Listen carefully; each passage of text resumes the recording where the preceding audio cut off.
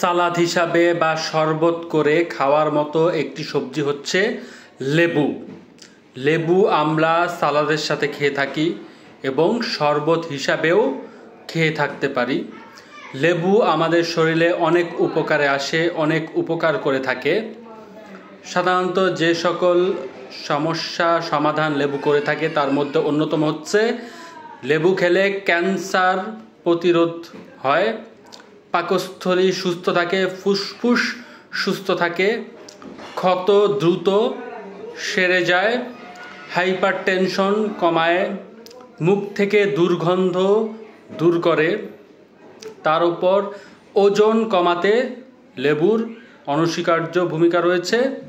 বয়সের ছাপ দূর করতে লেবু সহায়তা করে। তার পাশাপাশি হৃদরোগ ও স্ট্রোকের ঝুঁকি লেবু কমিয়ে থাকে।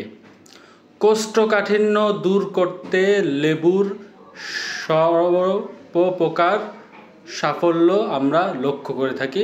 কোষ্ঠকাঠিন্য এটি দূর করে থাকে।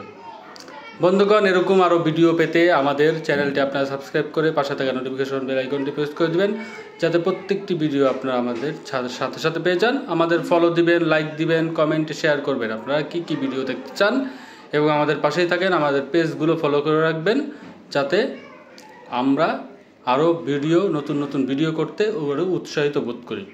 তো আজকে পর্যন্ত রাখছি বন্ধুগণ, ভালো থাকবেন আপনারা, আমাদের জন্য দোয়া করবেন। আসসালামু আলাইকুম।